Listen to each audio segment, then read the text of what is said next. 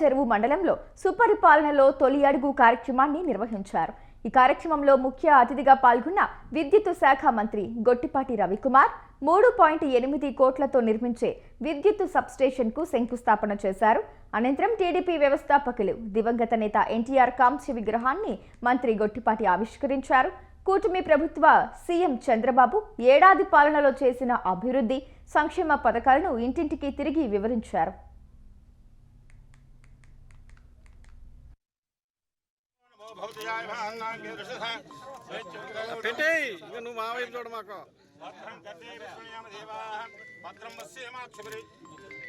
Sir కొంచెం వెనక్కుండండి.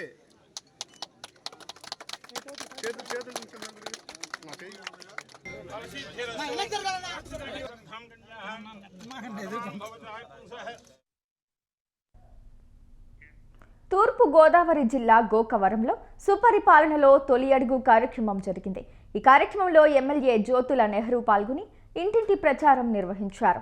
ఈ సందర్భంగా ఇంటింటికి తిరుగుతూ ఏడాది పాలనలో చేసిన అభివృద్ధి పనులను, అమలు చేస్తున్న సంక్షేమ పథకాలను ప్రజలకు వివరించారు.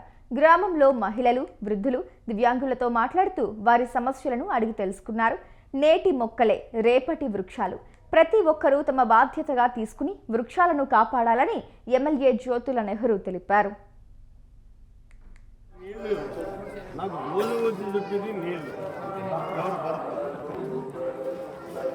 సంవత్సరం అయ్యింది నన్ను మీరు ఎమ్మెల్యే చేశారు, చంద్రబాబు నాయుడు గారు ముఖ్యమంత్రి చేశారు. వైసీపీ నాయకుల్లా తాను మాటల మనిషిని కాదని చేతల్లో చూపిస్తున్నానని అనంతపురం అర్బన్ ఎమ్మెల్యే దగ్గుపాటి ప్రసాద్ అన్నారు.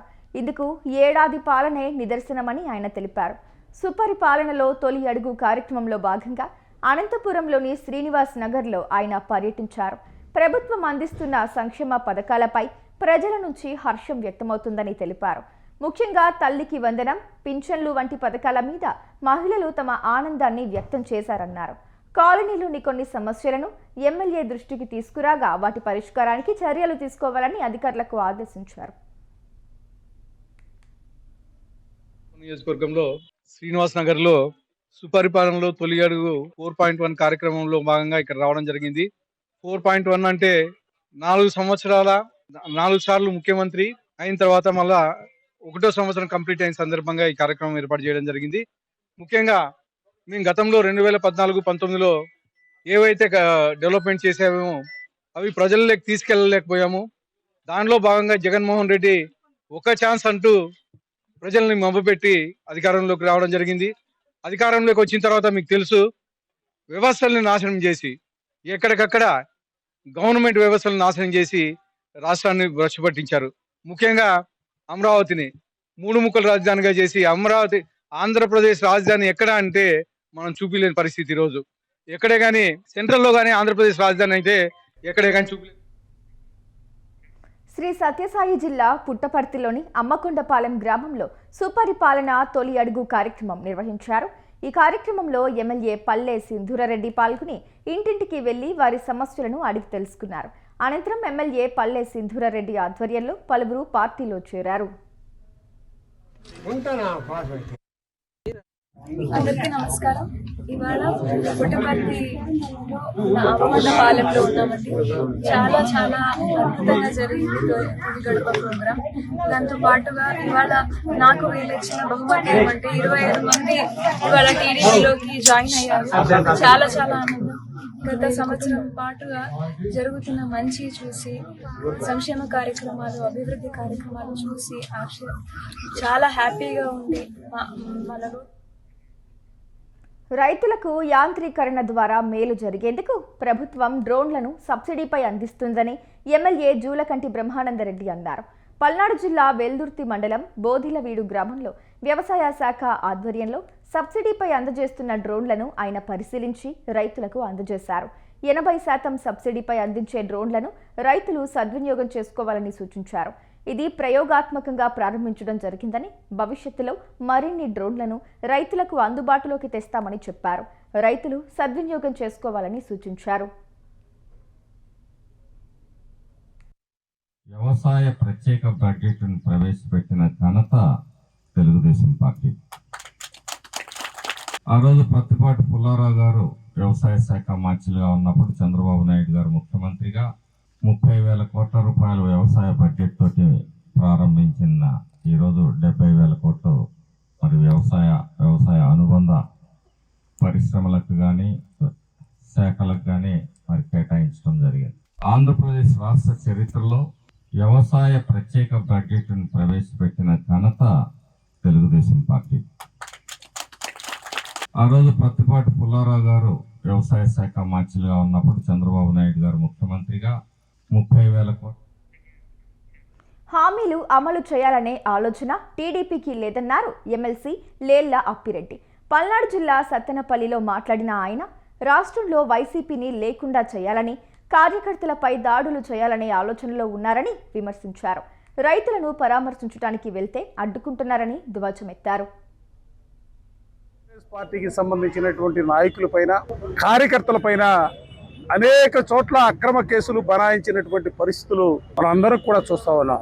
గుంటూరు నగరానికి సంబంధించి అక్కడ 2 కేసులు మా అందరిపైన కూడా పెట్టినటువంటి పరిస్థితులు, అదేవిధంగా ఇక్కడికి సంబంధించి కూడా సత్తెనపల్లి పోలీస్ స్టేషన్లో కేసులు పెట్టామని నోటీస్ ఇస్తే ఆ నోటీసుని అందిపుచ్చుకొని వాళ్ళు మేమందరం కూడా ఇక్కడ వచ్చి విచారణకు హాజరైనటువంటి పరిస్థితి. అంటే తెలుగుదేశ ప్రభుత్వానికి అధికారంలో వచ్చిన రోజు నుంచి కూడా వాళ్ళు ఎన్నికల మేనిఫెస్టోలో చెప్పినటువంటి అంశాలని అమలు చేయాలనే ఆలోచన లేదు.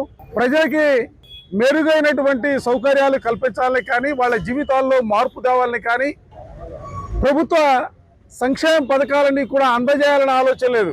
వాళ్ళకున్నదలా ఒకటే ఆలోచన, ఈ రాష్ట్రంలో వైఎస్ఆర్ కాంగ్రెస్ పార్టీకి సంబంధించినటువంటి నాయకులు ఎక్కడెక్కడ ఉత్సాహంగా కనబడుతూ ఉన్నారు, లేదా కార్యకర్తలు ఎక్కడెక్కడ జెండాలు పట్టుకొని తిరుగుతూ ఉన్నారు, వాళ్ళందరిపైన కూడా అక్రమ కేసులు బనాయించాలను, అరెస్టులు. సీమవాసుల చిరకాల స్వప్నాన్ని నెరవేర్చే దిశగా రాష్ట్ర ప్రభుత్వం మరో అడుగు ముందుకేసి కడప జిల్లాలో ఉక్కు పరిశ్రమ నిర్మాణ పనులపై దృష్టి సారించింది. జమ్మలమడుగు నియోజకవర్గ పరిధిలోని సున్నపురాళ్లపల్లె వద్ద జేఎస్డబ్ల్యూ గ్రూప్స్ ఆధ్వర్యంలో ఉక్కు కర్మాగారం శిలాఫలకం వేసిన ప్రాంతాన్ని ఎమ్మెల్యే సి ఆది నారాయణ రెడ్డి పరిశీలించారు. ఈ కర్మాగార నిర్మాణం తొలి దశ కూడా ప్రారంభం కాకపోవడంతో ఈ ప్రాంత వాసుల కలను సాకారం చేసే దిశగా ప్రస్తుత కూటమి ప్రభుత్వం అడుగులు వేస్తోంది.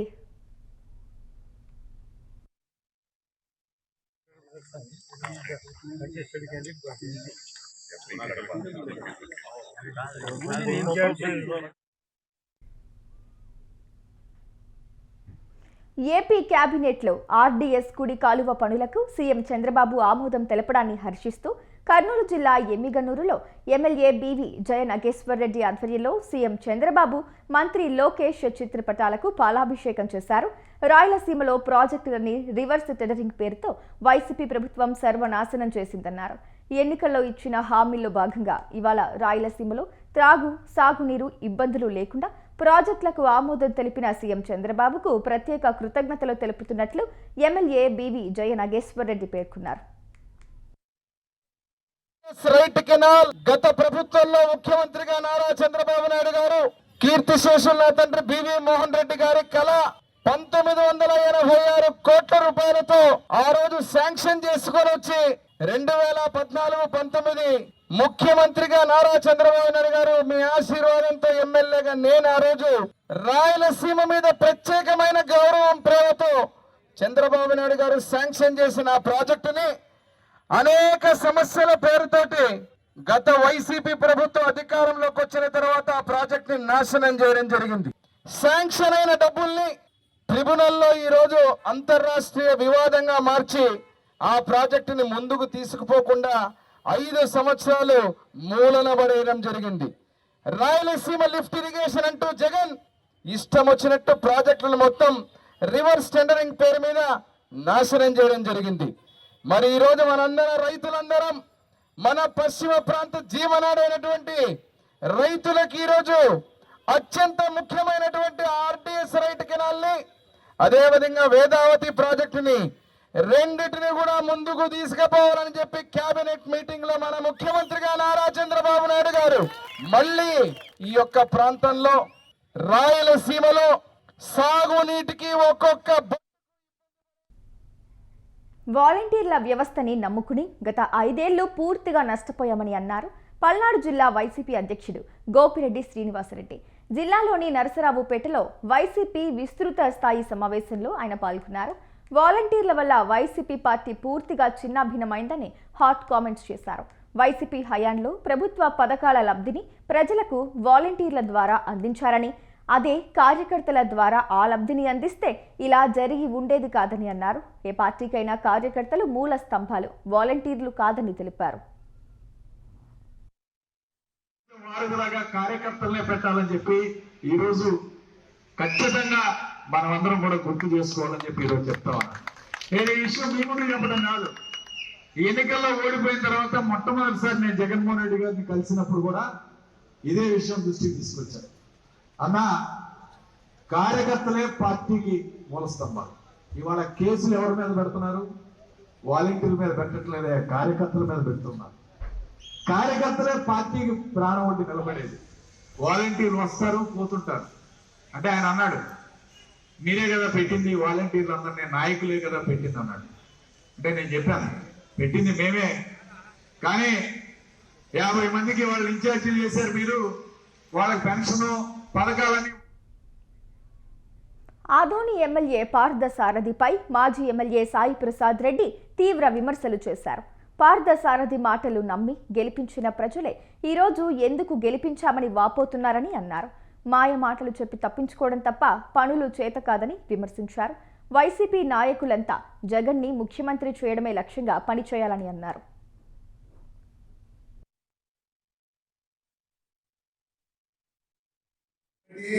ఆరోగ్యశ్రీ ఒకటి, విద్యా వైద్యం మీద.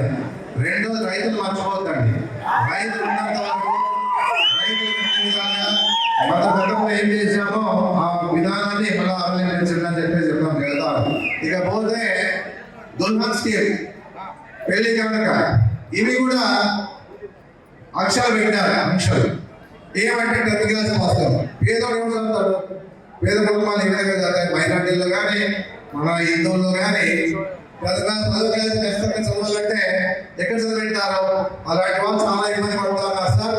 మీరు వచ్చినాక దుల్హన్ స్కీమ్ కానీ పెళ్లి కనుక కానీ ఇవి వాళ్ళకి 10th క్లాస్ అనే నిబంధనలు తీసేసి వాళ్ళకి పెళ్లి కాడికి ఇవ్వాలని చెప్పేసి మీ అందరూ కూడా మీ ద్వారా నేను తెలియజేస్తా ఉన్నా సార్.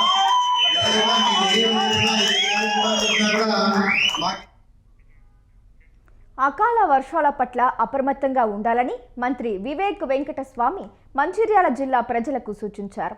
అత్యవసరమైతే తప్ప బయటకు వెళ్లకూడదని తెలిపారు. ఎగువన మహారాష్ట్రలో కురుస్తున్న భారీ వర్షాలకు ప్రాణహిత నది ఉధృతంగా ప్రవహిస్తున్న నేపథ్యంలో గోదావరి పరివాహక ప్రాంత ప్రజలు తగు జాగ్రత్తలు తీసుకోవాలన్నారు. వరద ఉధృతిని ఎప్పటికప్పుడు పరిశీలించాలని జిల్లా కలెక్టర్తో ఫోన్లో మాట్లాడారు మంత్రి. రెవెన్యూ, పోలీసు, వివిధ శాఖల అధికారులు అప్రమత్తంగా ఉండాలని మంత్రి వివేక్ వెంకటస్వామి ఆదేశించారు.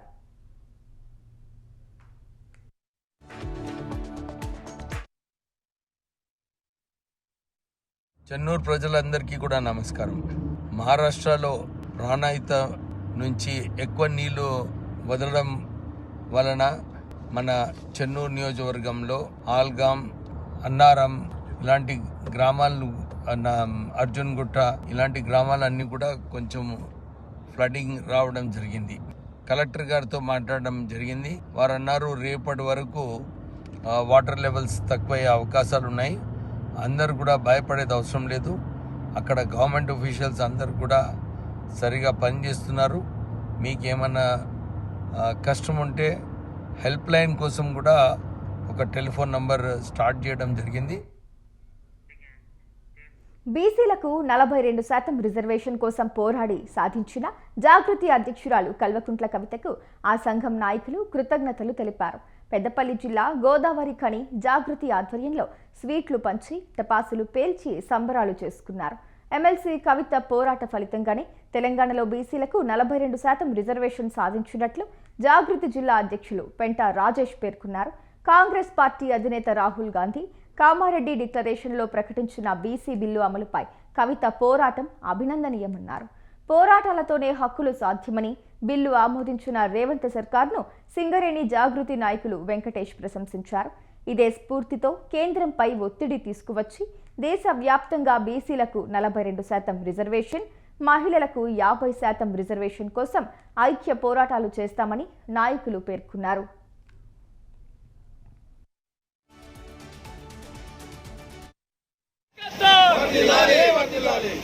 ఏదైతే నిజామాబాద్ కామారెడ్డి డిక్లరేషన్ ప్రకారం కాంగ్రెస్ ప్రభుత్వం బీసీలకు 42% రిజర్వేషన్ ను కల్పిస్తానని ఈరోజు ప్రభుత్వాన్ని ఏర్పాటు చేసిన సంగతి మీకు అందరికీ తెలిసిందే. ఏదైతే 6 గ్యారెంటీలను అమలు చేయకుండా అటకెక్కించిన విధంగానే మరి ఈ బీసీలకు సంబంధించిన బిల్లు కూడా వెనుకబడుతుందన్న ఉద్దేశంతో తెలంగాణ జాగృతి ఆధ్వర్యంలో బీసీలకు సంబంధించిన ఈ బిల్లును అమలు పరచడం కోసం గత సంవత్సరంన్నర కాలంగా మా అభిమాన నాయకురాలు కల్వకుంట్ల కవితక్క గారు ప్రతి జిల్లాలో రౌండ్ టేబుల్ సమావేశాలు ఏర్పాటు చేసి సుమారు 70కి పైగా బీసీ కులాలన్నింటినీ కూడా చిన్న పెద్ద కులాలన్నింటినీ కూడా ఏకం చేసి ఒకే వేదిక మీదకి తీసుకువచ్చి అందరి అభిప్రాయాలను తీసుకొని మరి సంఘటితంగా ఈ యొక్క బిల్లు ఆమోదం అయ్యేందుకు మరి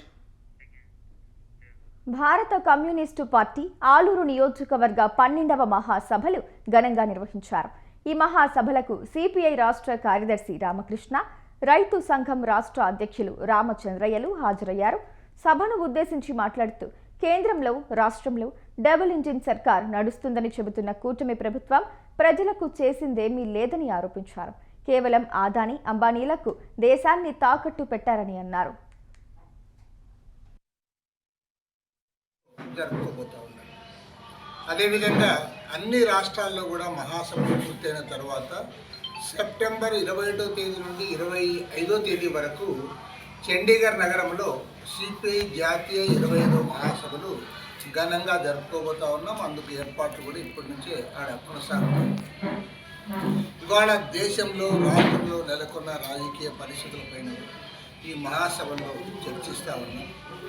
కేంద్రంలో అధికారంలో ఉన్న నరేంద్ర మోడీ ప్రభుత్వం 11 సంవత్సరాలుగా కార్పొరేట్లకు అనుకూలంగా ఆర్థిక విధానాలు రూపొందించి వారి ఆస్తులు పెంచుతూ ఉంది తప్పితే సాధారణ ప్రజల గురించి ఏమాత్రం పట్టించుకోండి. పైగా ప్రజల మధ్య చిచ్చుబెట్టి మత ఉన్మాదాన్ని రెచ్చగొట్టి హిందువులకు, మహమ్మదీయులకు, హిందువులకు, క్రైస్తవులకు తగాదా పెట్టి ఒక రాజన్న సిరిసిల్ల జిల్లాలోని నర్సింగ్ కాలేజీలో వన మహోత్సవ కార్యక్రమం జరిగింది. ఈ కార్యక్రమంలో భాగంగా ఫారెస్ట్ డిపార్ట్మెంట్ ఆధ్వర్యంలో చెట్లు నాటే కార్యక్రమం నిర్వహించారు. వన మహోత్సవం కార్యక్రమంలో నర్సింగ్ కాలేజ్ స్టాఫ్, పిల్లలు ఉత్సాహంగా పాల్గొన్నారు.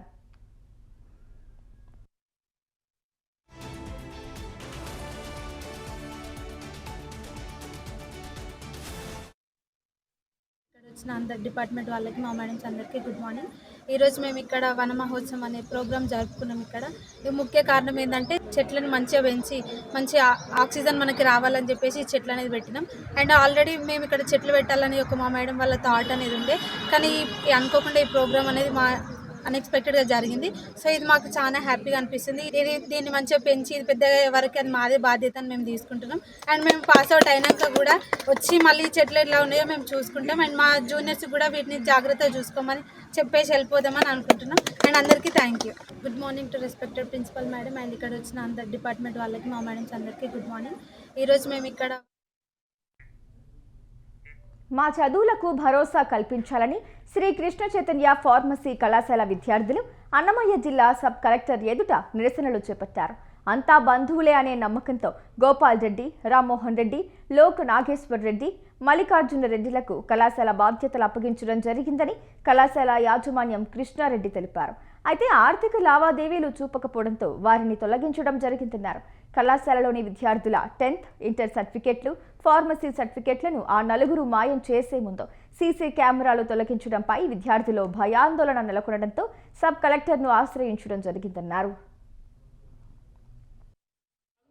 2019లో వైఎస్ఆర్సీపీ గవర్నమెంట్ వచ్చినప్పుడు హైకోర్టు ప్రకారం మాది మేనేజ్మెంట్ ఉండి 2016, 17, 18 దాకా నడిపినప్పటికీ మా లిస్టును బ్లాక్ చేసి వాళ్ళ లిస్టును పైన పెట్టి ఎక్స్ మేనేజ్మెంట్ మెంబర్లు ఎవరైతే అంతవరకు 9 కోట్ల రూపాయలు కొట్టేసినారో వాళ్ళని మేనేజ్మెంట్ అని చెప్పి ఒప్పించి మోసం చేసి 6 ఏళ్ళు 5 ఏళ్ళ నుండి 6 ఏళ్ల మధ్య కాలంలో ఈ లాస్ట్ 5-6 ఏళ్లలో వాళ్ళే ఉన్నారు.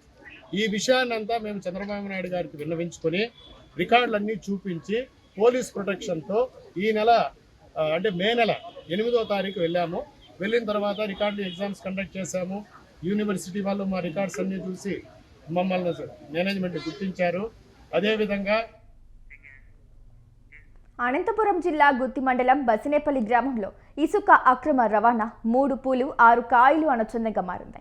మండల పరిధిలోని బసినేపల్లి గ్రామ పొలంలో ఇసుక అక్రమ రవాణాతో రైతులు బెంబేలెత్తిపోతున్నారు. బసినేపల్లి గ్రామానికి చెందిన నాగరాజు రావు అనే రైతు సర్వే నెంబర్ 210-211లో తన పొలంలో వ్యవసాయం చేసుకుంటున్నాడు. అయితే తన పొలానికి ఆనుకుని ఉన్న వంక పోరంబోకులో గుత్తి పట్టణానికి చెందిన టీడీపీ నేతలు కొంతమంది వ్యక్తులు కలిసి దౌర్జన్యంగా రైతును బెదిరిస్తూ వంకలో ఇసుకను అక్రమంగా తరలిస్తూ అమ్ముకుని సొమ్ము చేసుకుంటున్నారు. దీనిపై రెవెన్యూ అధికారులకు పోలీసులకు ఫిర్యాదు చేసినప్పటికీ అధికారులు అక్రమ రవాణా దందాతో లాలూచి పడి అక్రమ ఇసుక రవాణాదారులకు సహకరిస్తూ రైతులను నట్టేట ముంచుతున్నారని రైతులు విమర్శిస్తున్నారు. ఇప్పటికైనా జిల్లా ఉన్నతాధికారులు ఈ ఘటనపై స్పందించి ఇసుక అక్రమ రవాణాను అడ్డుకట్టవేసి రైతుల పంటలను కాపాడాలని రైతులు కోరుతున్నారు.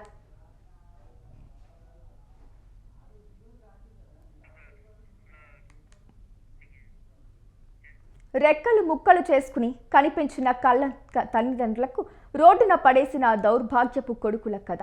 వృద్ధాప్యంలో ఆసరా అవుతారనుకున్న కొడుకులు బస్టాండుల్లో, వృద్ధాశ్రమాల్లో చెట్ల కింద వదిలేస్తున్న వైనం. తాజాగా విజయనగరం జిల్లా రాజాం పట్టణానికి చెందిన పిల్లా సన్యాసిరావుకు 3 కొడుకులున్నా పోషించలేక రోడ్డున పడేశారు. సన్యాసిరావు భార్య 3 ఏళ్ల క్రితం మరణించింది. తమను స్వచ్ఛంద సంస్థలు గాని అధికారులు గాని ఎవరైనా సాయం చేయమని వేడుకుంటున్నారు.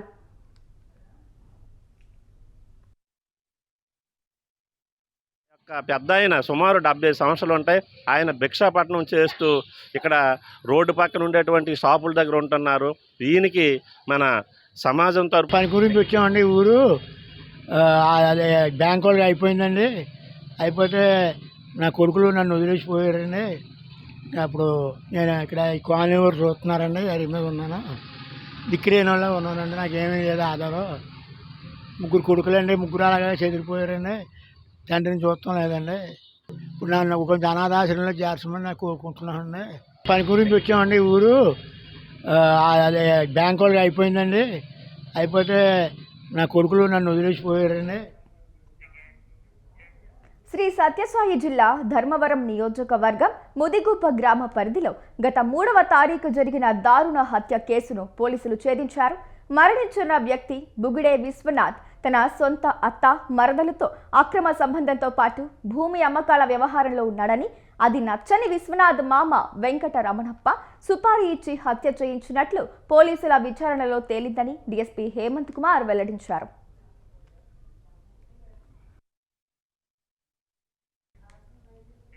సిద్దిపేట జిల్లా వర్గల్ మండలం గౌరారంలో